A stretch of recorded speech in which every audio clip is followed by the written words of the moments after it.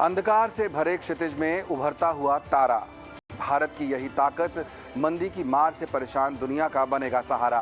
नमस्कार, भारत की दमदार ग्रोथ स्टोरी के इसी भरोसे के साथ मैं सौमित्र बुतकर स्वदेश विशेष में आप सभी का करता हूं स्वागत। भारत को मैन्युफैक्चरिंग हब बनाने की बात प्रधानमंत्री मोदी समेत देश के कॉर्पोरेट जगत करता आया है, लेकिन ग्लोबल पटल पर भारत की इस ताकत की तस्दीक की आईएमएफ की प्रबंध निदेशक क्रिस्टलिना जॉर्जिएवा ने। आईएमएफ के चीफ इकोनॉमिस्ट ने भी भारत में $10 ट्रिलियन इकोनॉमी बनने की ताकत को दोहराया है। आखिर क्या है इस भरोसे की वजह जो आईएमएफ जैसा संस्थान भी भारत की तारीफ करने पर मजबूर है। विदेशों में स्वदेश की इस दम से जुड़े तमाम पहलुओं पर चर्चा करेंगे। अपनी ताकत को और दमदार बनाने के लिए भारत को और किन किन सेक्टर्स और रिफॉर्म्स पर काम करना है, इन मुद्दों पर भी चर्चा करेंगे। लेकिन सबसे पहले आपको सुनवाते हैं वो आवाज़ें जो उभरते हुए नए भारत के दबदबे का ऐलान कर रही हैं। India deserves to be called a bright spot on this otherwise darker horizon because it has been a fast-growing economy even during these difficult times. But most importantly, this growth is underpinned by structural reforms. Among them, the remarkable success in digitalization in India, from digital ID to providing all services and support on the basis of digital access. This has been indeed a huge factor for India's success. And the country is now stepping into taking the lead on G20 from that position of strength, which makes me strongly believe that we would see India leaving a mark on the world for years to come. India's rise in the world rankings. India will cross UK, to my mind, next year. If not within this year, India will cross Germany as the third largest economy in the next 3 or 4 years and become the third largest economy for the foreseeable future that we can see and project at least long after our lifetime. That, to my mind, is a remarkable turnaround for a nation which is now receiving tremendous amount of foreign direct investment, is becoming a nation which is thriving on research and innovation and trying to now create its own use cases. Our economy's doing well business is largely because the confidence in what has happened in the last 2 years, palpably felt by people who so deserve it, are standing out. And that is why I would think that the economy's revival is on a sustained path.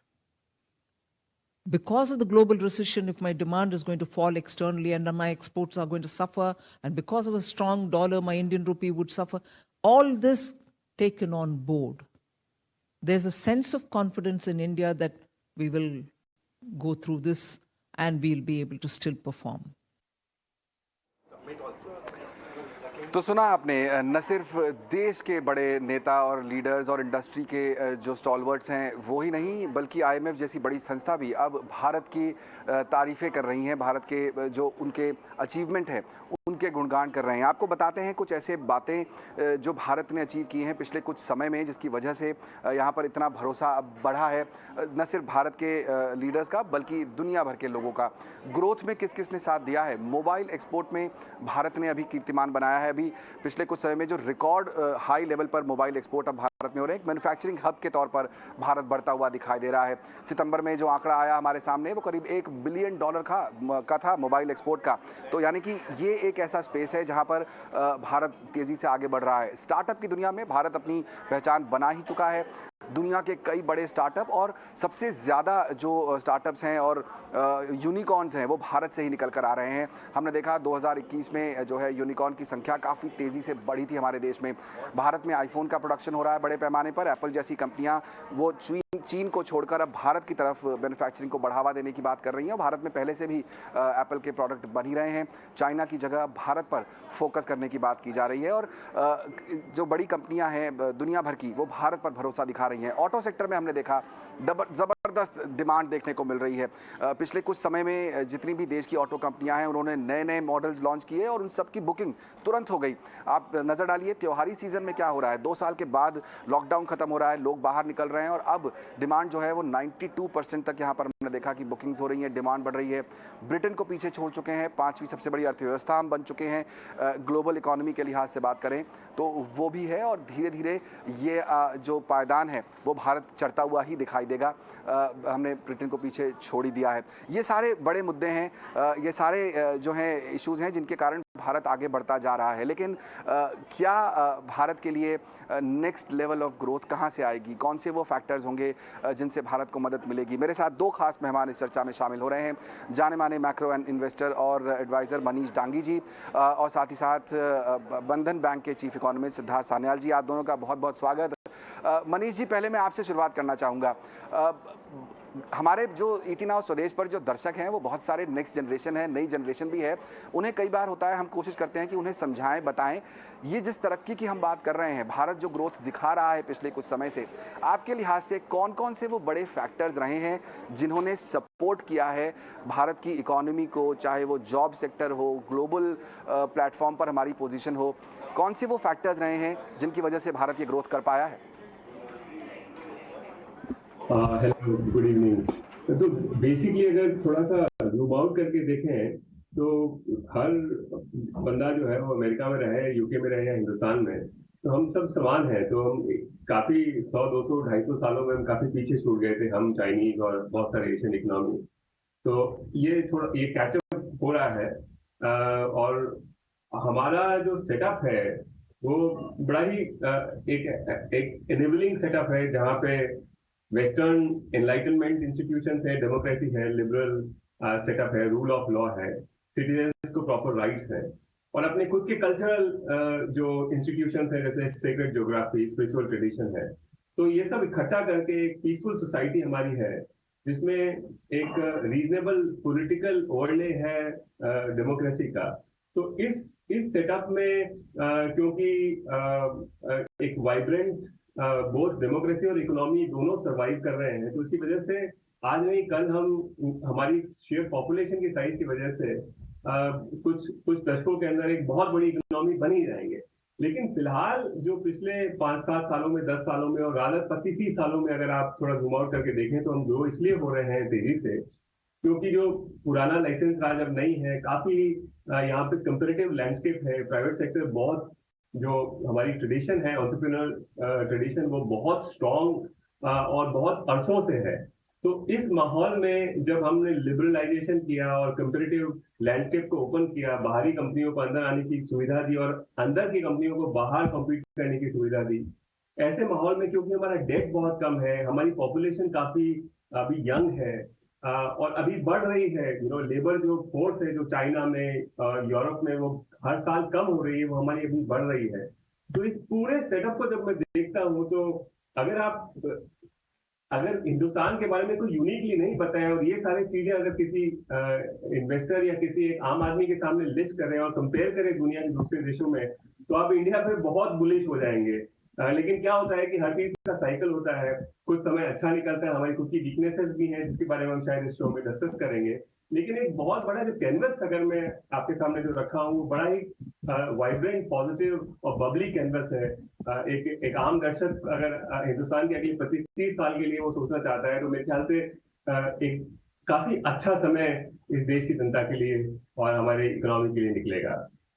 बिल्कुल दिखाई भी दे रहा है वो, हम देख रहे हैं अलग अलग फ्रंट्स पर जो डेटा हमारे सामने आता है वो काफ़ी प्रॉमिसिंग और काफ़ी अच्छा दिखाई दे रहा है। और हमारे इस कार्यक्रम का मकसद भी यही है कि हम लोगों को ये समझाएं, बताएं कि भारत कैसे एक प्रॉमिसिंग जगह है। मनीष जी, आप ट्रैवल बहुत करते हैं, मैं जानता हूँ, आप न सिर्फ भारत में बल्कि विदेशों में भी इन्वेस्टर्स से मिलते हैं, लोगों से मिलते हैं, कंपनियों से मिलते हैं। जब वो भारत की तरफ देखते हैं तो उनके लिए एक या दो बड़ी बातें उनको सबसे ज़्यादा क्या पसंद आती हैं? आपने बहुत इंपॉर्टेंट पॉइंट्स बताए यहाँ पर मान लीजिए आप यूएस गए, आप किसी इन्वेस्टर से बात कर रहे हैं, किसी कंपनी से बात कर रहे हैं, तो वो भारत को जब देखता है तो वो क्या कहता है कि अच्छा मुझे ये 2 बातें भारत की बहुत पसंद आती हैं जिसकी वजह से शायद मैं भारत में निवेश करना चाहूंगा?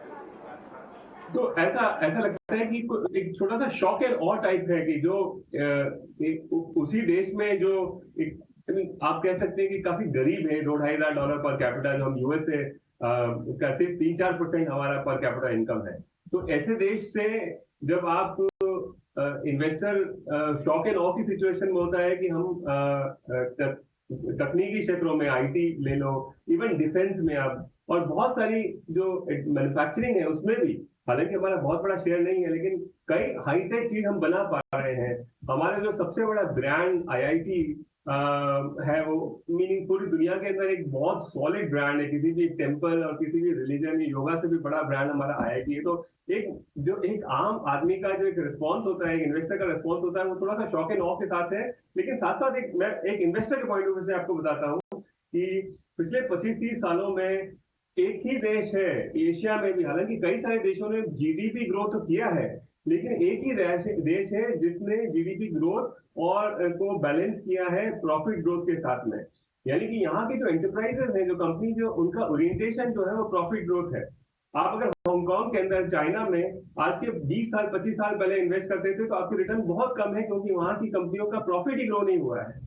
तो हिंदुस्तान के अंदर हमारी ग्रोथ उनके वनिस्पत, चाइना के वनिस्पत या कई सारे दूसरे देशों के वनिस्पत शायद रिलेटिवली मॉडरेट रही है, लेकिन हमारी इकोनॉमिक ग्रोथ के साथ साथ में प्रॉफिट ग्रोथ भी हुआ है। तो ये बात एक इन्वेस्टर को बड़ी पसंद आती है कि यहाँ पे न तो फाइनेंशियल डिप्रेशन है, ना सिर्फ ग्रोथ के मायने में ग्रोथ करना है। यहाँ का जो एंटरप्राइज है, यहाँ का जो कंपनी है, वो प्रॉफिट मोटिव है। टिपिकल वेस्टर्न आप यूएस यूरोप के लोगों के पॉइंट ऑफ व्यू से समझे तो उनको ये समझ में आता है कि नहीं, ये कंपनियां इसलिए चला रहे हैं क्योंकि प्रॉफिट बनाना है, इसलिए नहीं चलाना है कि समाज सेवा कर रहे हैं। तो मेरे ख्याल से ये 2 चीजें जो है वो बड़े लोगों को आश्चर्यजनक, मिनी इमर्जिंग मार्केट के अंदर अगर आप कैनवस में कंपेयर करते हैं हिंदुस्तान को, तो एक रिलेटिवली बड़ी ब्राइट पिक्चर इमर्ज होकर आती है, दोनों टेक के ओरिएंटेशन के पॉइंट ऑफ व्यू से और प्रॉफिट ओरिएंटेशन के पॉइंट ऑफ व्यू से। बिल्कुल, बहुत इंपॉर्टेंट बात यहाँ पर की आपने, और बहुत सही भी है कि जब कोई इन्वेस्टर या कोई कंपनी अगर पैसा लगा रही है तो वो प्रॉफिट देखेगी ही यहाँ पर, और वो भारत में उसको मिल रहा है जाहिर तौर पर, इसलिए अपॉर्चुनिटी दिख रही है। सिद्धार्थ सान्याल जी हमारे साथ जुड़े हुए हैं। सिद्धार्थ जी, बहुत बहुत स्वागत आपका भी। ये बहुत अच्छी तस्वीर हमें दिखाई देती है, लेकिन आपसे मैं ये समझना चाहूँगा कि जब हम बात करते हैं, जो डेटा हमारे सामने आता है, हम लोग कई बार देखते हैं महंगाई का, जैसे फॉर एग्जाम्पल महंगाई का आंकड़ा, महंगाई बहुत तेज़ी से बढ़ रही है, भारत में बढ़ रही है, दुनिया भर में बढ़ रही है, यूएस में, यूके में 40 साल के हाई पर महंगाई दिखाई दे रही है। कितना इम्पैक्ट उसका इस तरह की ग्रोथ की जो हम बात कर रहे हैं उस पर पड़ता है, और वो कैसे आम आदमी पर ट्रांसलेट होता है? क्योंकि ये समझना ज़रूरी है कि अगर हमें ग्रोथ दिखानी है और एक होलसम ग्रोथ दिखानी है तो सबको साथ लेकर चलना होगा। अगर मैं महंगाई से ही शुरू करूं, और फिर आपके क्या पॉइंट्स हैं जो आपको लगते हैं कि ये जो ग्रोथ हमारी भारत में हम देख रहे हैं, उनके की कंट्रीब्यूटर्स क्या हैं? यस, बहुत सही सवाल। मेरा हिसाब से आप जो बोल रहे हैं, इट्स वेरी इंपॉर्टेंट दैट हमारा जो अभी जो इन्फ्लेशन का प्रेशर जो है, खाली हमारे देश में है ऐसा नहीं है, दूसरे सारे कंट्रीज में भी है। ग्लोबली इन्फ्लेशन का काफी प्रेशर है, तो वो प्रेशर थोड़ा कंट्रोल में आना बहुत जरूरी है। 2 एस्पेक्ट से इसका हिट होता है अदरवाइज। एक तो है इन्फ्लेशन, अदरवाइज मतलब एसेंशियल कमोडिटीज में ज्यादा स्पेंड करना पड़ेगा, तो लोगों का हाथ में डिस्पोजेबल इनकम कम होते जाएगा। और हमारे कंट्री में इसका इम्पोर्टेंस और भी ज्यादा है, क्योंकि काफी सारे, as Manish also explain very nicely, कि हमारा पॉपुलेशन बेस में भी काफी सारे लोग हैं जो कि कंपैरेटिवली पर कैपिटा इनकम के हिसाब से अदर डेवलप्ड कंट्रीज से काफी कम है। तो ये इंपॉर्टेंट है कि उसके हाथ में डिस्पोजेबल इनकम ज्यादा रहे। इन्फ्लेशन ज्यादा होने में उसमें प्रॉब्लम होता है। ये है डिमांड साइड में। और सप्लाई साइड में ये हो जाता है क्या, तो जब सेंट्रल बैंक, गवर्नमेंट उसको फाइट करने की कोशिश करता है, इंटरेस्ट रेट ऊपर जाता है, तो that is also that goes against the supply side part of the growth story. So दोनों साइड पे थोड़ा प्रॉब्लम है जब इन्फ्लेशन बहुत ज्यादा बढ़ जाता है। बट थैंकफुली आज का दिन में हम लोग जो देख रहे हैं, काफी coordinated effort across the globe against the current inflationary pressure हम लोग देख रहे हैं। तो आज का दिन में while there is a lot of concern कि आज इन्फ्लेशन इतना ज्यादा है, एंड 2022 जनरली इन्फ्लेशन का पॉइंट ऑफ व्यू से पूरा दुनिया के लिए बहुत चैलेंजिंग रहा। मेरा हिसाब से 2023 में ये सिचुएशन धीरे धीरे इम्प्रूवमेंट के तरफ जाना चाहिए। वन थिंग इज दैट कि तब तक थोड़ा बहुत मॉनिटरी पॉलिसी का लैग्ड इफेक्ट जिसको हम बोलते हैं कि 6-8 महीने के बाद से मॉनिटरी पॉलिसी टाइटनिंग का इफेक्ट दिखना चालू हो जाता है on global commodity prices cycle etcetera, वो शायद देखने को चालू हो जाएगा from early 2023। That's a very significant factor. Also the same kind of approach हम लोगों का आज देखने को मिल रहा है, not only from the developed countries, developing countries जो कि weak countries relatively economic scale में माना जाता है, उनमें भी ये अप्रोच आज का दिन में प्रायोरिटी लिस्ट में बहुत हाई है कि ओवरऑल इन्फ्लेशन को कंट्रोल करना जरूरी है। मेरा हिसाब से ये दोनों ये पूरा दुनिया जब इतना कोऑर्डिनेटेड एफर्ट दे रहा है, 6-8 महीने का टाइम फ्रेम में एक्सपेक्ट किया जा सकता है कि इन्फ्लेशनरी प्रेशर थोड़ा सा कंट्रोल में आने लगा। तो यानी कि ये माना जाए कि जो जी आपका दूसरा जी आप अपनी बात पूरी कीजिए कि लॉन्ग टर्म स्ट्रेंथ इंडिया का ग्रोथ स्टोरी में क्या है। मैं बोलूंगा कि 2-3 चीज अगर देखेंगे तो फर्स्ट एक बहुत बड़ी चीज हम लोगों का अभी है, as India gets more and more integrated with the global economy and information flow आज का दिन में इतना स्ट्रांग हो गया है। एक पहले बहुत इंपॉर्टेंट चीज जो कि लास्ट 10-15-20 साल में बहुत स्ट्रांग हुआ है वो है awareness. I'll actually talk about 3 A's. One is awareness, second is affordability, third is possibly aspiration. So basically India में बहुत ज़्यादा अवेयरनेस बढ़ा है ओवर द लास्ट 20 years.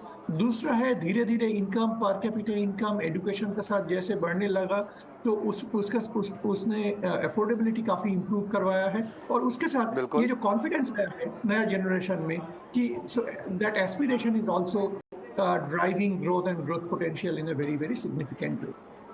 बहुत ही इंटरेस्टिंग तरीके से आपने अपनी बात रखी यहाँ पर सान्याल साहब, और ये 3 A's जो हैं शायद यही हैं जो भारत को ड्राइव भी कर रहे हैं।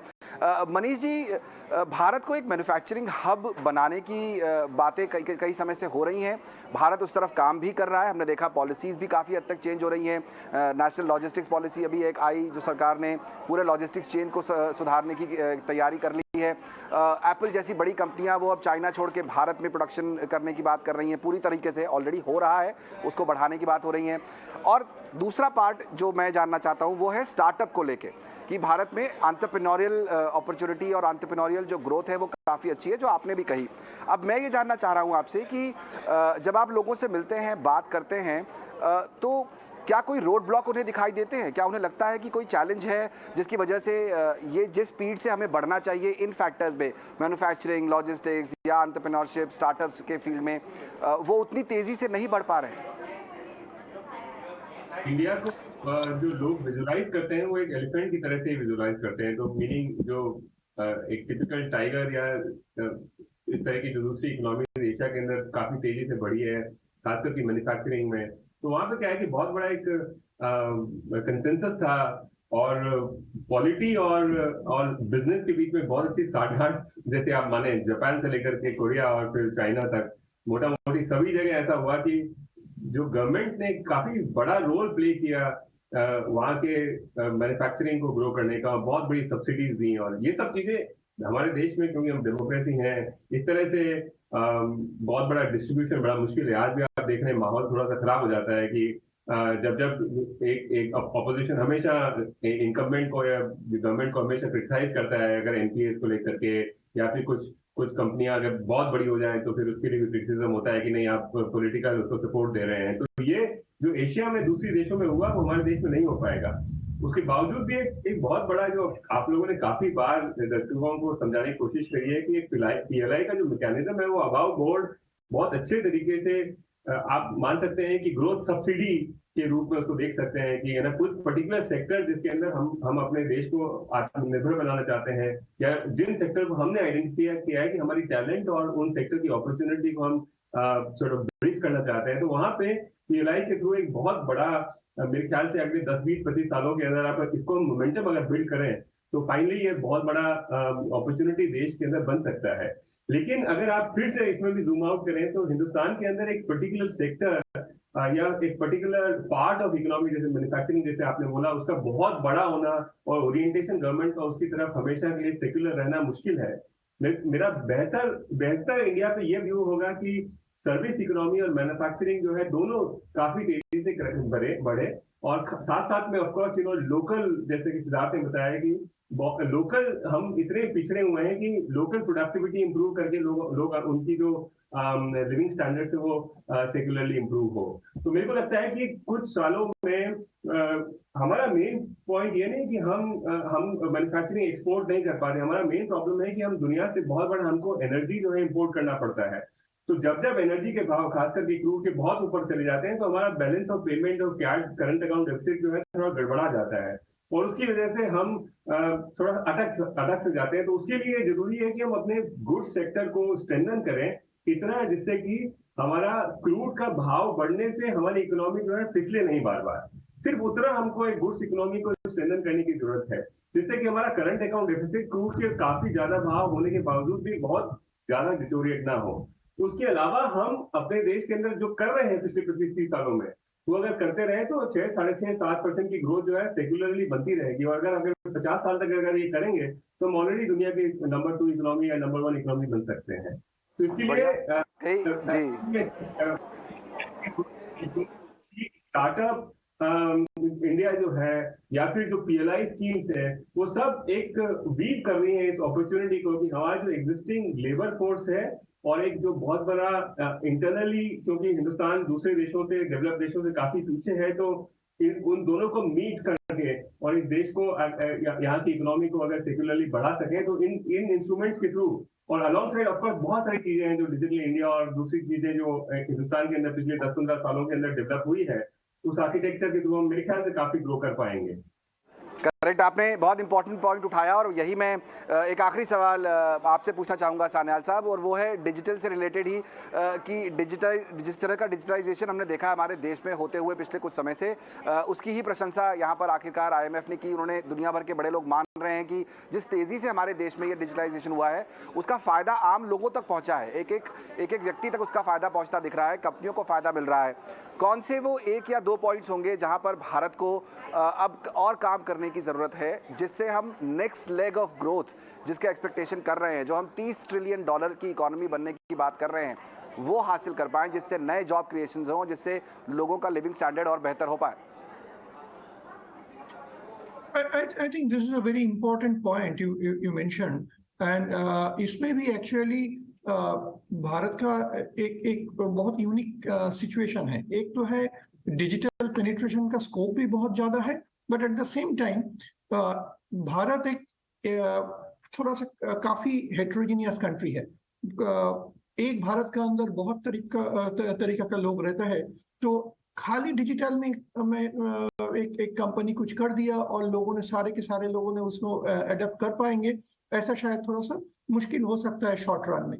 तो इंडिया में डिजिटल में बहुत सारे जगह में जो हम देखे हैं जहां मास स्केल पेनिट्रेशन का जरूरत होता है थोड़ा सा असिस्टेड डिजिटल मॉडल का काफी इंपॉर्टेंस रहता है बहुत टाइम में बहुत सारे सेक्टर में। तो मेरा हिसाब से इंडिया के लिए वो मॉडल थोड़ा सा अपनाना चाहिए कि थोड़ा सा असिस्टेड डिजिटल मॉडल का भी थोड़ा स्कोप रखा जाए so that the result and the popularity of the digital parts can actually be penetrating the system a lot faster.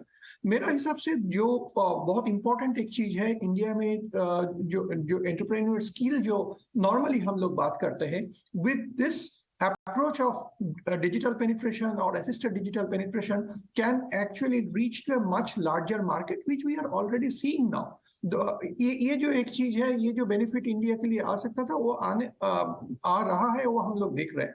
In fact मेरा हिसाब से ये जो कोविड का सिचुएशन है जो कि नियर टर्म में काफी ज्यादा रोड ब्लॉक सेटबैक ये सब किया है उसका एक मतलब पॉजिटिव साइड ऐसा आया कि डिजिटल का इंपॉर्टेंस इतना ज्यादा आया, वो एक्चुअली पूरा ग्लोबल मार्केट को एक प्लेटफॉर्म में लाके रख दिया।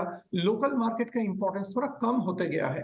तो ये अगर बात आगे भी जाएगा, इंडिया के लिए ग्लोबल मार्केट में पेनिट्रेशन बढ़ाने के लिए भी ये बहुत ज्यादा फायदेमंद चीज बन सकता है। इंडिया का मार्केट पेनिट्रेट करने के लिए डिजिटल पेनिट्रेशन ग्लोबल कंपनी के साइड से हमेशा था, लेकिन इंडियन कंपनीज के लिए भी ये पीरियड एक्चुअली कॉन्फिडेंस दे सकता है आगे जाके। At least beyond India also will try to capture markets through digital penetration, and मेरा हिसाब से ये चीज आपको अगले 3 से 5 साल में देखने का मौका मिल सकता है। 3 से 5 साल में ये सिचुएशन बेटर हो सकती है और हमें ये बेहतर मौका मिल सकता है। 30 सेकंड मेरे पास बाकी है। मनीष जी, आप कुछ कहना चाहते हैं, बताइए क्या कह रहे हैं आप। इसे एक बात बोलना चाहता हूँ कि पिछले 10-15 मिनट में जो हमने बात करी उससे एक्चुअली लॉन्ग टर्म पिक्चर बहुत स्ट्रांग है हिंदुस्तान का, लेकिन उसका मतलब क्योंकि हम एक आम इन्वेस्टर से बात कर रहे हैं तो उसको छोटे जो लॉन्ग टर्म से मार्केट्स को ज्वाइन करना एक लॉन्ग टर्म में तो बड़ी अच्छी बात है, लेकिन अगले 3-6 महीने में क्या होगा उसका रिलेशन दूसरे शो में अपन बात करेंगे, वो अलग है। तो लॉन्ग टर्म में अगर आप एक इन्वेस्टर है हिंदुस्तान में, तो मैं विदेशों को भी यही बोलता हूँ, लोकल इन्वेस्टर को भी, तो आप भूल जाइए इक्विटी लेकर के, कोई टेंशन नहीं है। लेकिन शॉर्ट टर्म में बहुत रिस्क हैं जो पिछले साल भर से मैं आपके चैनल पर भी बहुत हाईलाइट किया हूं, तो उसको ध्यान में रख करके आप यहाँ बटन नहीं दबाने का कि नहीं अभी इतना अच्छा है अगर देश तो चलो खरीद लेते हैं बहुत सारे इक्विटी, वो नहीं करना है अभी। ये सिर्फ क्वेश्चन के साथ नहीं, ये बहुत अच्छी बात आपने कही मनीष जी, और बहुत इंपॉर्टेंट क्वेश्चन है ये। और जैसा कि आपने कहा, ये स्टोरी इतनी बड़ी है, ये मुद्दा इतना बड़ा है कि ये आधे घंटे में कंप्लीट नहीं हो सकता। हम फिर इस मुद्दे पर चर्चा करेंगे और ज़रूर आप दोनों को इन्वाइट करेंगे ताकि हम इस चर्चा को अब नेक्स्ट लेवल और आगे ले जा सकें। फिलहाल मुझे इस कार्यक्रम को यहीं समेटना होगा। आप दोनों का बहुत बहुत शुक्रिया आज कार्यक्रम में शामिल होने के लिए। चलिए, स्वदेश विशेष को यहीं समेटेंगे। मुझे और पूरी टीम को दीजिए इजाज़त। आप बने रहिए ईटी नाउ स्वदेश के साथ।